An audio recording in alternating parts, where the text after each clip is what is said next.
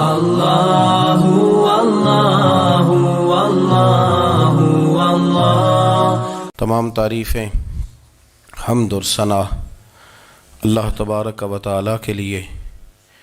درود و سلام نبی اکرم نور مجسم شفیع معظم احمد مجتبیٰ جناب حضرت محمد مصطفیٰ صلی اللہ تعالیٰ علیہ وسلم کی ذات والا صفات کے لیے حمد و صلات کے بعد، مسلمان کا یہ عقیدہ ہے کہ ہمارا خالق اللہ ہے، ہمارا مالک اللہ، ہمارا رازق اللہ۔ جب یہ ساری چیزیں، ساری عطائیں، ساری نعمتیں اللہ کی ہیں تو پھر مسلمان کی ساری توجہ بھی اللہ ہی کی جانب ہونی چاہیے۔ اسے کوشش کرنی چاہیے کہ وہ ہر معاملے میں، ہر مسئلے میں، ہر پریشانی میں اپنی توجہ اپنے رب کریم کی جانب مبذول رکھے۔ انسان جب اپنے علم پر بھروسہ کرنے لگتا ہے، یا اپنی عقل پر بھروسہ کرنے لگتا ہے، یا اپنے تعلقات پر بھروسہ کرنے لگتا ہے، یا اپنی دولت پر، مال پر، صحت پر، تو ایک بہت بڑے دھوکے کا شکار ہو جاتا ہے۔ اور انسان جب انسانوں پر بھروسہ کرنے لگتا ہے تو پھر اللہ تعالیٰ اسے بعض اوقات انسانوں کے سپرد کر دیتا ہے، انسانوں کے سپرد۔ اور بہت سارے ایسے لوگ بھی ہوتے ہیں جو رب کریم کو بھولتے ہیں اور وہ اپنی ساری توجہ انسانوں کی طرف، دنیا کی طرف، دنیا داروں کی طرف کر لیتے ہیں، تو اللہ تعالیٰ فرماتا ہے پھر میں انہیں یہ سزا دیتا ہوں کہ وہ مجھے بھولنے نکلے تھے تو میں نے انہیں ان کا اپنا آپ بھی بھلا دیا، اپنا آپ بھی۔ سورہ حشر کو دیکھیے گا، فرمایا وَلَا تَكُونُوا كَالَّذِينَ نَسُوا اللَّهَ فَأَنسَاهُمْ أَنفُسَهُمْ۔ ان لوگوں کی طرح نہ ہو جانا جنہوں نے اللہ کو بھلا دیا تو اللہ نے پھر انہیں ان کا اپنا آپ بھی بھلا دیا، انہیں اپنی بھی ہوش نہیں رہی، وہ ایسے مسائل میں گھر گئے، وہ ایسی آزمائشوں میں الجھ گئے، وہ ایسی دنیا داری کے اندر الجھے کہ انہیں اپنا بھی پتہ نہ چلا۔ اب تو ڈھونڈتا پھرتا ہوں اے اقبال اپنے ہی آپ کو، اب تو ڈھونڈتا پھرتا ہوں اے اقبال اپنے آپ کو، آپ ہی گویا مسافر، آپ ہی منزل ہوں میں۔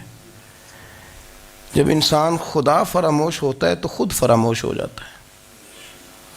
ہمارا بڑے زمانے سے تکیہ ہے، کبھی امریکہ پر، کبھی یورپ پر، کبھی برطانیہ پر، کبھی مالداروں پر، کبھی اسلحے والوں پر۔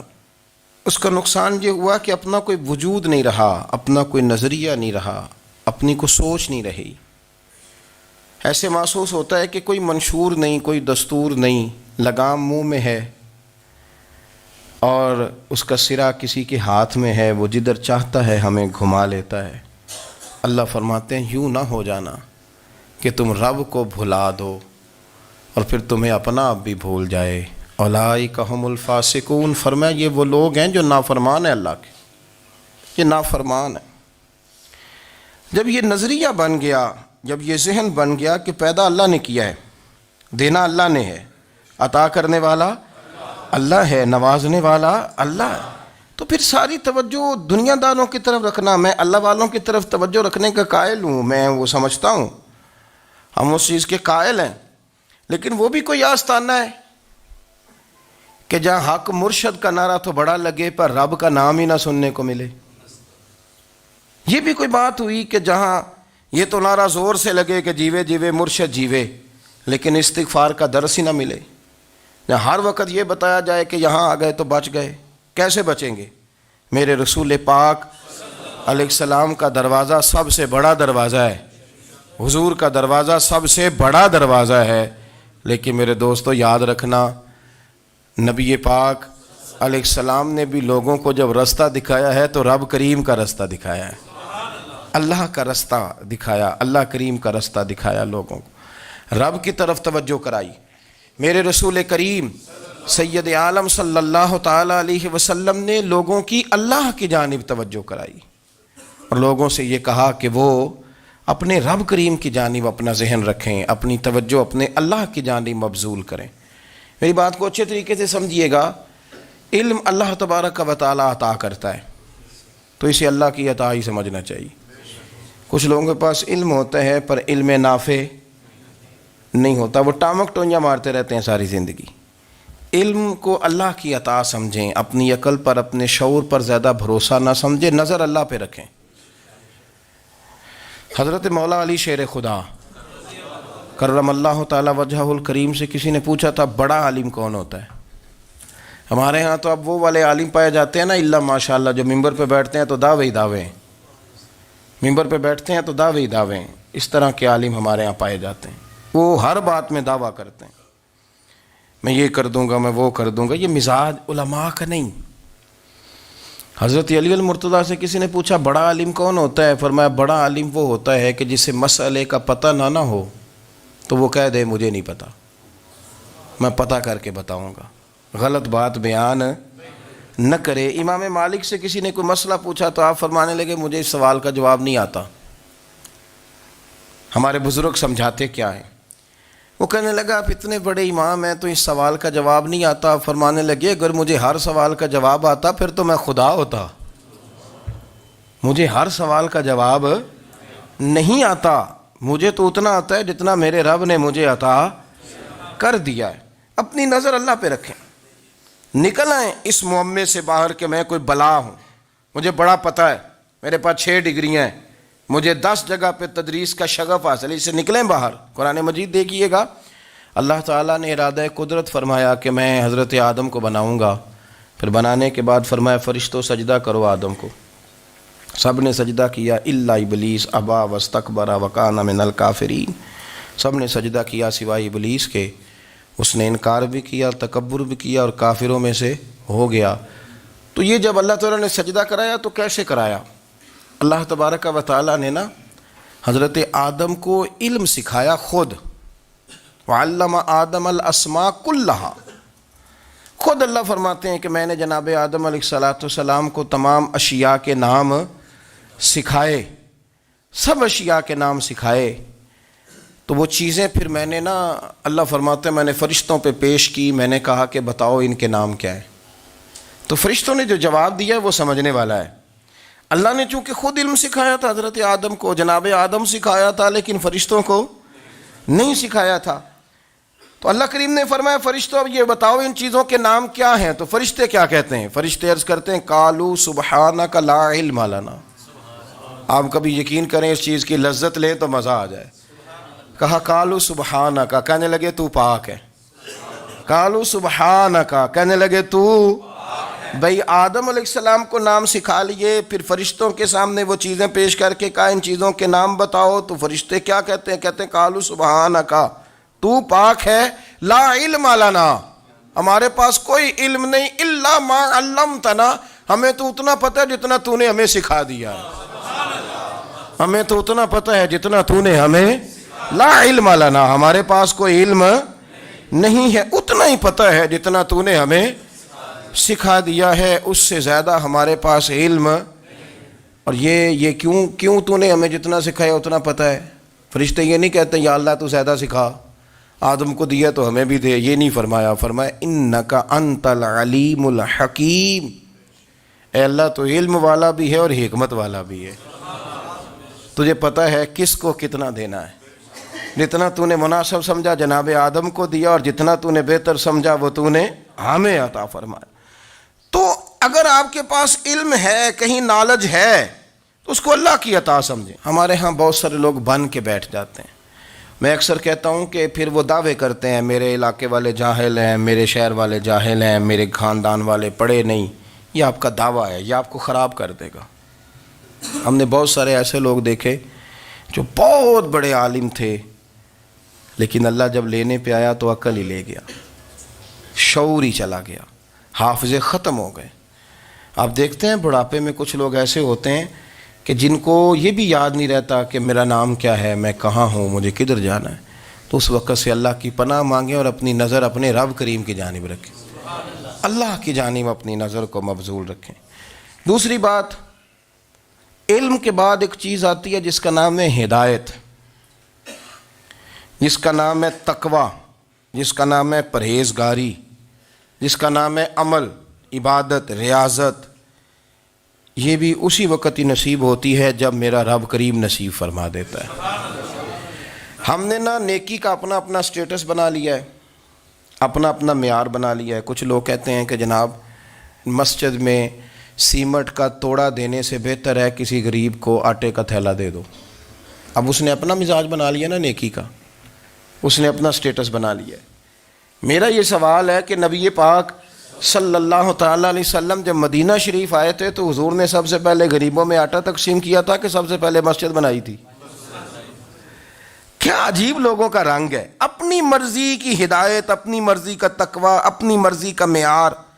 مسجد کوئی بڑا چھوٹا خطیب بھی میری طرح کا ہو نا تو وہ مسجد میں بیٹھ کے جب نبی پاک کی بات کرتا ہے تو کہتا ہے میرے رسول پاک غریبوں کا سہارا بن کے آئے۔ وہ غریبوں کی بات کرتا ہے، مسکینوں کی، لاچاروں کی، کمزوروں کی بات۔ تو مسجد ہی تو وہ ادارہ ہے جہاں سے غریبوں کی بات ہو رہی۔ تو اب لوگوں نے غریب کو اور مسجد کو لڑانا شروع کر دیا، اس کو لڑاؤ کہ مسجد میں پیسے دینے سے بہتر ہے آپ غریب کو آٹے کا تھیلا دے دیں۔ آپ یہ کیوں نہیں کہتے کہ مسجد میں بھی آپ توڑا دیں ایک سیمٹ کا اور ساتھ غریب کو بھی خدمت کریں؟ یہ کیوں نہیں تقویٰ؟ اپنی اپنی مرضی کا مزاج، اپنی اپنی۔ کچھ لوگ کہتے ہیں چھوڑو جی، ساری زندگی انسان نماز پڑھتا رہے اور پھر گالیاں بھی دیتا رہے، بندہ داڑھی بھی رکھ لے اور جھوٹ بولنا بھی نہ چھوڑے۔ تو یہ آپ نے اپنے پاس سے تقوی کا معیار بنایا ہے۔ گالی دینے کا گناہ ہے اور داڑھی رکھنے کا ثواب ہے۔ تو اگر آپ داڑھی رکھے ہوئے ہیں اور آپ کوئی غلطی کر رہے ہیں تو اس سے آپ کی داڑھی کا ثواب ختم، اللہ کرے آپ کو سمجھ آئے میری بات کی۔ آپ کوئی غلطی کر رہے ہیں، داڑھی کا ثواب اس سے ختم، وہ اپنی جگہ پہ قائم ہے چیز۔ اپنی مرضی کا کیوں تقوی کا معیار بناتے ہیں؟ تقوی کا مزاج اپنی مرضی کا نہ بناؤ، اللہ کی بارگاہ سے دعا مانگو کہ یا اللہ ہمیں ہدایت کا نور عطا فرما، اللہ تو ہمیں رستہ دکھا، تو بتا کہ ہدایت کیا ہے۔ تو رب فرماتا ہے اللہ ولی الذین آمنوا، اللہ مومنوں کا مددگار ہے، یخرجہم من الظلمات الی النور، وہ انہیں اندھیروں سے نکالتا ہے اور نور کی طرف روشنی عطا فرماتا ہے۔ اندھیروں سے نور کی طرف اللہ لاتا ہے۔ اللہ ولی، اللہ مومنوں کا ولی ہے، وہ انہیں اندھیروں سے نور کی طرف نکالتا ہے۔ ہدایت ہمیشہ اللہ کی طرف سے سمجھے۔ جب وہ نماز کی توفیق دیتا ہے تو اپنے فضل سے دیتا ہے، جب وہ ذکر کی توفیق دیتا ہے تو اپنے فضل سے۔ ہم سمجھتے ہو جی فلانا نہیں پڑھ رہا بڑا بیوقوف ہے، فلانا نہیں پڑھ رہا، تو تم کیا اپنی عقل کے زور پہ پڑھ رہا ہے؟ میں جی اللہ کے فضل سے 2 سپارے پڑھتا ہوں، تو کس پہ احسان کرتے تو 2 سپارے پڑھ کے رویا کر۔ کہا اگر مالک تو بڑا قریب نہیں، بڑے لوگ ہیں جن کو پورا قرآن حفظ ہے پر انہیں پڑھنے کی توفیق نہیں، تو انہیں فضل کیا اور مجھے توفیق دے دی ہے پڑھنے کی۔ رویا کر، پڑھ کے رویا کر، راتی ساری کر کر زاری، او نیند اکھاں تھی توندے تے فجرے اوہی گناہگار کہاون سب تو نیوے ہوندے۔ مہربانی کریں، ڈریں، نیکی کریں تو پھر ڈریں، پھر احساس پیدا کریں، پھر اپنے اندر وہ کمزوری لائیں، کہیں توبہ توبہ مجھے تو پتہ ہی نہیں، تو جانتا ہی نہیں۔ حضرت سیدنا امام اعظم ابو حنیفہ رحمۃ اللہ تعالیٰ علیہ کے ساتھ ایک شخص کہتا میں نے نماز پڑھی، تو عشاء کی نماز تھی۔ یہ جو لوگ بڑے ہوتے ہیں نا، جن کے پیار کرنے والے بڑے ہوتے ہیں، ان کے گرد خوف بھی بڑا ہی ہوتا ہے، انہیں بڑا ڈر لگتا ہے، بڑی بعض اوقات آزمائش ہوتی ہے ان کی۔ عشاء کی نماز کہتے پڑھی تو امام صاحب نے نا عشاء کی نماز میں تلاوت کی آیتیں فَمَن يَعْمَلْ مِثْقَالَ ذَرَّةٍ خَيْرًا يَرَهُ وَمَن يَعْمَلْ مِثْقَالَ ذَرَّةٍ شَرًّا يَرَهُ، فرمایا جو ذرہ برابر خیر کرے گا وہ بھی قیامت میں دیکھے گا، اور جو ذرہ برابر شر کرے گا وہ بھی قیامت میں اس شر کو دیکھے گا، اس کے سامنے آئے گا۔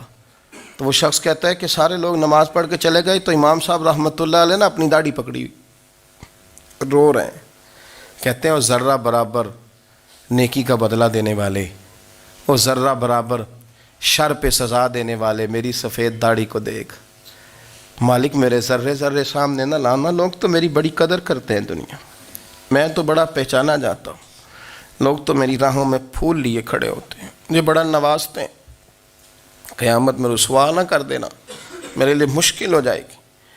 وہ کہتے ہیں میں نے امام صاحب کا درد دیکھا، مجھے کوئی کام تھا تو میں چلا گیا، میں نے کہا کہ وہ اس وقت اللہ کے حضور حاضر ہیں تو میں دوبارہ آؤں گا.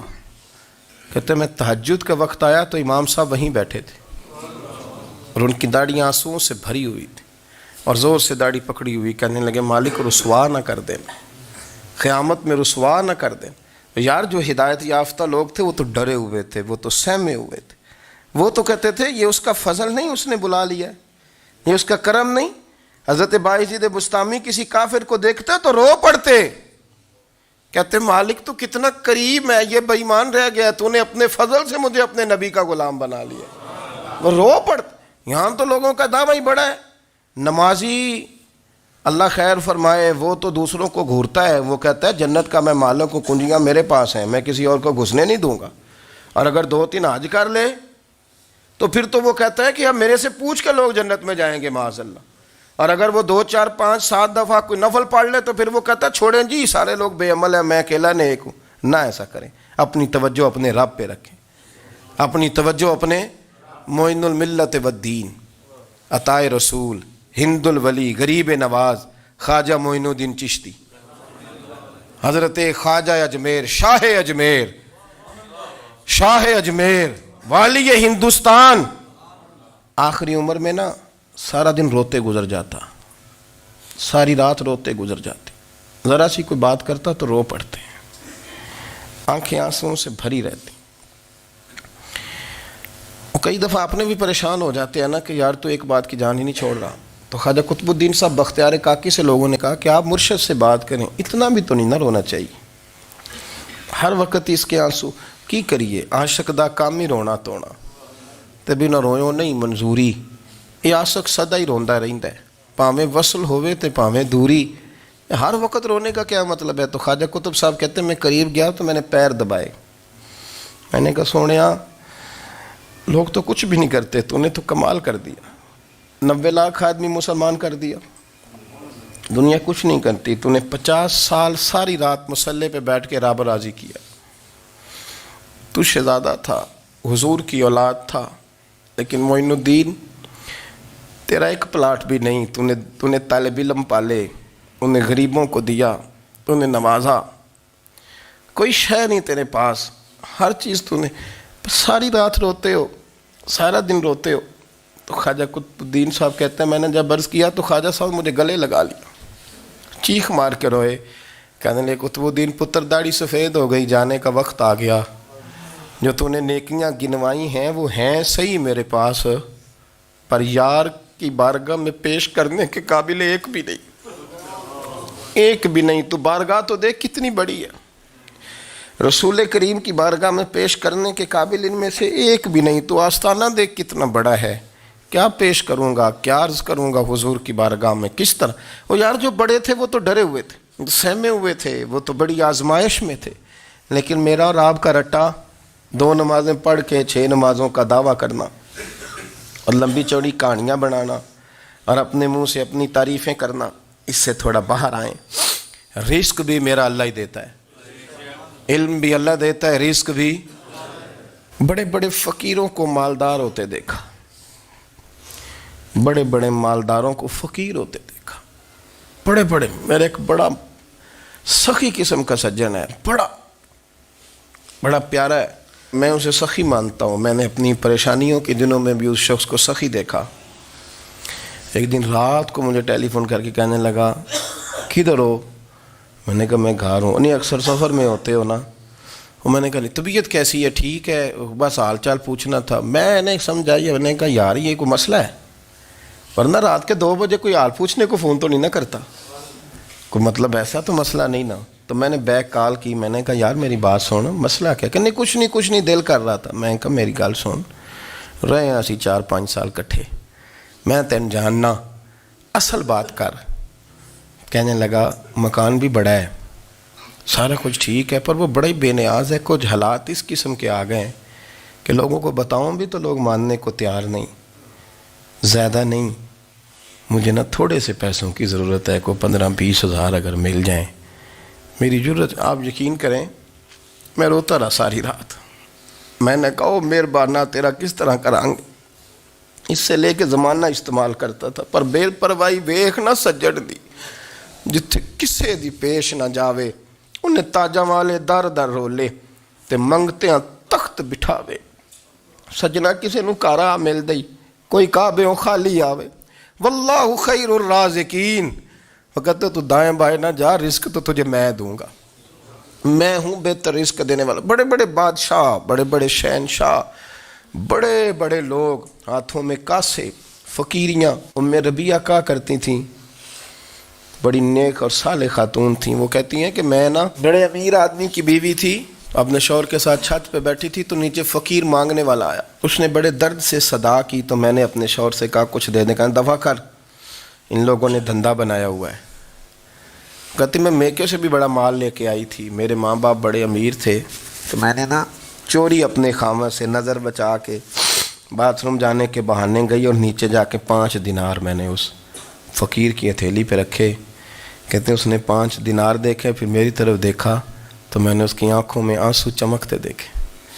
کہنے لگے بی بی رب تیرا بھلا کرے، میں 3 دنوں کا بھوکا ہوں. کہ وہ چلا گیا. میں گھر آ گئی، جب باہر آئی تو میرا شوہر کہنے لگا تو اتنی اب اتنی تو تیز ہو گئی ہے اور تو اتنی خود مختار ہو گئی ہے، میرے بغیر پوچھے مال خرچ کرے گی، جا تجھے 3 طلاقیں. کہتی میں بالدار اور وزادار باپ کی بیٹی تھی، طلاق لے کے گھر آئی تو میرا باپ ٹوٹ گیا، چارپائی پہ چلا گیا. اوہو یہ کیا بن گیا. کہتی بڑی تکلیف رہی. 1-2 سال کے بعد میرے ابا نے میری شادی کر دی. اب جس شوہر کے پاس گئی وہ بڑا نیک تھا، پرہیزگار تھا، اللہ نے بہترین صلہ دیا. کہتی چھت پہ بیٹھی تھی، دروازے پہ فقیر آیا تو میں نے شوہر سے کہا کچھ دے دوں. کہنے لگا 5 نہ دینا، 15 دینا، 20 دینا. میں فقیر ہوں، میں نے فقر سے دولت دیکھی ہے، اسے خالی نہ لوٹانا. کہتی ہے کہ میں نیچے گئی اور جب میں نے اس کی طرف دینار بڑھائے تو میری چیخ نکلی، پیسے پھینک کے میں بے ہوش ہو کے گری. میرا شوہر نے آ کے اٹھایا، اندر لے گیا، پانی منہ پہ چھڑکا. کہنے لگا تجھے کیا ہوا؟ کہنے لگی یہ جو مانگنے آیا یہ میرا پہلا شوہر تھا، وہی تھا جو کہتا تھا کہ تو 5 دینار دے آئیے، جا تجھے 3 طلاقیں. پڑھو نا حدیث پاک. میرے نبی پاک علیہ السلام نے فرمایا ایک بندہ گنجا تھا. گنجا کوئی ترتیب آگے پیچھے ہو جائے تو مفہوم کے لحاظ سے، لیکن میں مفہوم اس کا واضح کرتا ہوں. ایک گنجا تھا، کوئی شے نہیں تھی، سر پہ بال بھی نہیں تھے، رویا کرتا تھا. اللہ تعالیٰ نے فرشتے کو بھیجا، تجھے کیا چاہیے؟ تو کہنے لگا بال آ جائیں اور تھوڑا مال آ جائے. فرشتے نے ہاتھ پھیرا تو بال بھی آ گئے تو بکریاں بھی آ گئیں، لائنیں لگ گئیں، مال ہی مال ہو گئے. دوسرے کے پاس گیا، وہ کوڑا تھا. اس کو جا کے کہا کیا چاہیے؟ کہنے لگا شفا ہو جائے اور کچھ اللہ تعالیٰ آسانی کر دے. شفا بھی ہو گئی، گائیں بھی دے دی، بھینسیں بھی دے دی، مال ہی مال ہو گئے.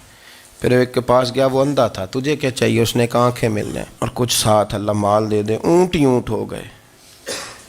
جب بڑا نواز دیا تو پھر مالک نے امتحان لینے کا ارادہ کیا. یاری تیری سونا ہے پر آزمائشاں بھی تیریاں اگ. آزمائشاں تیریاں، صحیح کہہ رہا ہوں، آزمائشاں تیریاں، یاری تیری سونا ہے پر آزمائشاں تیریاں. یہ سونا پرکھیا جامدائی پہلو نال لگاں دے لگ. اللہ نے فرمایا آزمائش کرو. سب سے پہلے گنجے کے پاس آئے، اسے کہا اللہ کے رستے میں کچھ دیکھا نہیں لگا، میرے خرچے ہی بڑے. دیکھو تو صحیح کتنی مشکل میں وقت گزارتا ہوں، حال ہی کوئی نہیں. تو اس نے کہا میں نے تو سنا ہے تو گنجا اور بھوکا ننگا تھا. کہنے لگا میں تو جدی پشتی رئیس اعظم ہوں، تو یہ کس پاگل نے کہا ہے بھاگ جا؟ اس نے کہا اچھا جیسے تو تھا ویسے ہی ہو جائے. کھیت کھلیان اجڑ گئے، پھر سے گنجا ہو گیا. حضور علیہ السلام فرمانے لگے. پھر وہ اس کے پاس گیا جو کوڑا تھا، اسے کہا کچھ دے. کہنے لگا خرچے ہی بڑے. اب پوچھ لیں کسی امیر آدمی سے، کہے گا چکی کے نیچے ہاتھ ہے میرا، میرے سے زیادہ تو اب پریشان بندہ ہی کوئی نہیں. کیا بتاؤں آپ کو، اتنا ٹیکس ہے، اتنا جرمانہ ہے، فلانی شے، بڑا کچھ گنواتے ہیں لوگ. اس نے کہا میں نے تو سنا تو پہلے کوڑا تھا. اس نے کہا جا دوڑ جا، میں تو رئیس اعظم ہوں، دادا بھی پردادا بھی اور ساری نسل ہی. اس نے کہا اچھا جیسے تو تھا ویسے ہی ہو جائے. پھر وہ گیا اندھے کے پاس اور جا کے کہا اللہ کے نام پہ کچھ دے. تو کہنے لگا رب کے نام پہ؟ یہ کھڑے ہیں اونٹ، جتنے تیرے دل کرے لے جا. اس نے کہا کیا معنی اس بات کا؟ کہنے لگا یار تجھے کیا بتاؤں، میں تو اندھا تھا، میں نے تو کبھی دنیا دیکھی نہیں تھی، پھر اس کریم نے فضل کیا تو مجھے بڑا کچھ دکھایا. میں کیا بتاؤں, میرا دل کر رہا ہے کہہ دوں کہ پھر اس نے کعبہ دکھایا, پھر اس نے روضہ رسول دکھایا, پھر اس نے ریاض الجنہ کے سجدے دکھائے, پھر اس نے اپنے محبوب کے دروازے کی رونقیں دکھائیں. اس نے بڑا کچھ دیا, اس نے بڑا نوازا. میرے پاس تو شاید میں بدکار پرانا خادم, کسے در ملی نہ ٹوئی, اے واصف یار نے نظر جو کی تھی پھر واصف ہی ہوئی. یہ تو اس کا کرم ہوا. تو یہ وہ کہنے لگا تو اللہ کے نام پہ جان مانگ, میں وہ بھی دینے کو تیار. میرے پاس تو شے ہی کوئی نہیں تھی, مجھے تو اپنا پتہ ہے, میں تو کوئی شے نہیں تھا, کچھ نہیں تھا میرے پاس. یہ تو ان کا کرم ہے کہ رخ ان کا ادھر ہے. اور مختصر سی میری کہانی ہے, یہ جو بھی ہے ان کی مہربانی ہے. تو وہ کہنے لگا میں بھی کچھ لینے نہیں آیا تھا, تیری آزمائش ہی کرنے آیا تھا. تیری عزتیں بھی سلامت رہیں گی, تیرا مال بھی سلامت رہے گا, تیری شفا بھی. اپنی زندگی میں کبھی بھی اللہ کی بارگاہ سے توجہ ادھر ادھر نہ کریں. چھوڑیں لوگ کیا کر رہے ہیں, دنیا کیا کہہ رہی, کبھی بھی اپنی توجہ دائیں. ہمارا یہ مسئلہ بن گیا کہ ہماری سیاست ہے, ہماری دنیا داری ہے, ہم بندوں کو راضی کرنا چاہتے ہیں. ہم دیکھتے ہیں کون کس طرح, اور آپ یقین کریں آپ تھک جائیں گے, بندے راضی نہیں ہوں گے, وہ نہیں راضی ہوتے. آپ ان کو منا کے لائیں گے تو ادھر والے نکل جائیں گے, ادھر کو منائیں گے تو ادھر والے نکل جائیں گے. اس چکر سے باہر آئیں, اس رب کو راضی کریں جو فرماتا ہے ان الذین آمنوا وعملوا الصالحات سیجعل لهم الرحمن ودا. فرمایا تو ایمان لانے کے بعد نیک عمل کر, میں لوگوں کے دلوں میں تیری محبت پیدا کر دوں. رحمان لوگوں کے دلوں میں محبت ڈال دے گا, اللہ لوگوں کے دلوں میں. اپنی نظر ہمیشہ اپنے رب پہ رکھیں. اتنی لمبی چوڑی دنیا داروں سے امیدیں نہ وابستہ کریں. میں نے دیکھا ہے لوگ کا سال ایسی کرتے ہیں, کبھی اس کے دروازے پہ کبھی اس کے دروازے پہ. ان چکروں سے باہر آئیں اور اپنے رب کی بارگاہ کی طرف توجہ کریں. استغفار شوق سے پڑھا کریں. اور اکیلے میں نا, اکیلے میں حضرت رئیس المتکلمین مولانا نقی علی خان صاحب رحمۃ اللہ نے لکھا ہے کہ فرعون 500 سال حکومت کر گیا. یہاں تو 5 سال کی حکومت کی پیر لڑکھڑاتے ہیں, 500 سال. فرماتے اصل وجہ یہ تھی کہ دنیا جب سو جاتی تھی نا تو اوپر چادر لے کے تو مصلے پہ بیٹھ جاتا تھا اور ہاتھ باندھ کے کہتا تھا رب تو ہی ہے, میرا پردہ نہ کھولنا, مالک تو ہی ہے, کرم نوازی کرنا, میری پکڑ نہ کرنا. وہ بے ایمان ہو کے اگر 500 سال ہاتھ باندھے تو گزارا کر لیتا ہے, تو ایماندار ہے. پر مسئلہ یہ ہے کہ تو رات کو بکل مار کے ہاتھ نہیں نہ باندھتا, تو منت نہیں کرتا, تو استغفار نہیں کرتا. توبہ کریں تو بچے رہیں. وہ اتنی لمبی حکومت کر گیا چونکہ رات کو کہتا تھا مالک رب تو ہی ہے, لیکن مہربانی فرما, میری پکڑ نہ فرمایا, تو اللہ نے تو اس کو مہلت دے دی.